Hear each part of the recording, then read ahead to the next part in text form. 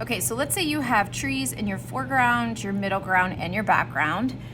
And you've practiced painting the ones that will be in your foreground, but now you're trying to think about how are you gonna make it look like they're realistic in your middle ground and background. Well, I think it's great to plan everything out. So one thing that I like to do is wherever the trees are gonna go, like let's say I want one here in my foreground, I just do like a vertical line, planning out that this is where one of the pine trees is gonna go in my foreground. Now, obviously I'm gonna add all my branches on there and make it look super realistic and detailed because it is in my foreground. And maybe I wanna do another one right here. And then, now I think maybe just one more over here. So plan those out.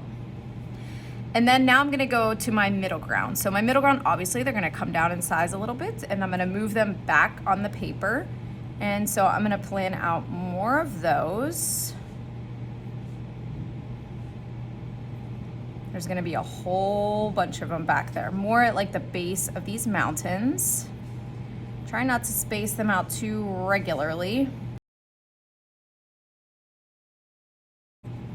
Okay, and then now I'm gonna add in some in my background, and you can take your space out how you do this.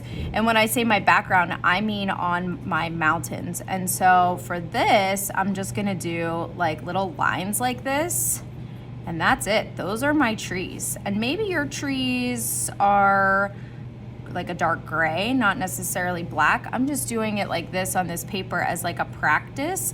And also I think it's easier to see in the video.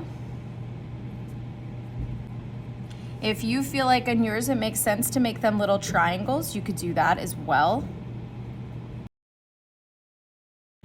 And now I'm gonna go back and turn those just trunks into actual trees. So we already talked about how to do them in your foreground, making them super detailed. So now I think I'll just do some here in my middle ground. And let me do a little one over here to show you exactly what this is looking like. It's hard to see because they're kind of all clumped together. So it's a line, and then I'm just kind of wiggling my brush out for those branches. So it's a bunch of little guys like that.